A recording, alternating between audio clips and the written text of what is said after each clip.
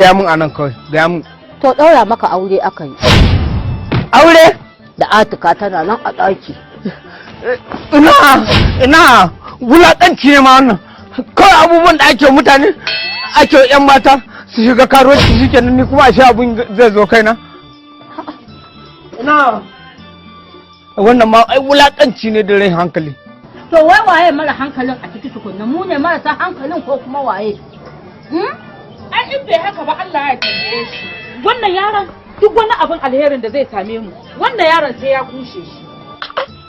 Inna yanzu ina har da ke tsakani da Allah ina har da ke yanzu wannan abun har abun tutuya ne ma a ce an mun aure kawai so kuke da kawai shiga yawon duniya kawai Ba shi ne. sai da aka aura miki. Umarnin iyayena na bi. Umarnin iyayena na bi. Kai baki da zaɓi? Zaɓin su ya fi nawa.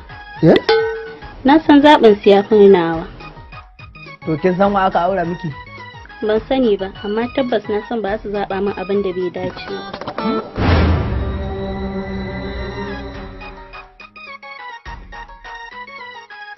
Fita za ka yi? Sai da aka aura miki. Na ruwanki. Kana buƙatar wani abu ne daga gare ni? Koma me rike kayanki? Ko za ka yi wanka an kama ruwa? Ya?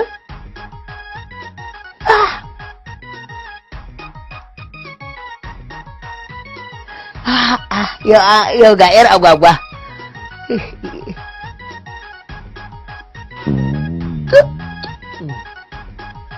Za ka wanka ne kama ruwa, na ga wanka ne kama ruwa, muga da ƙato.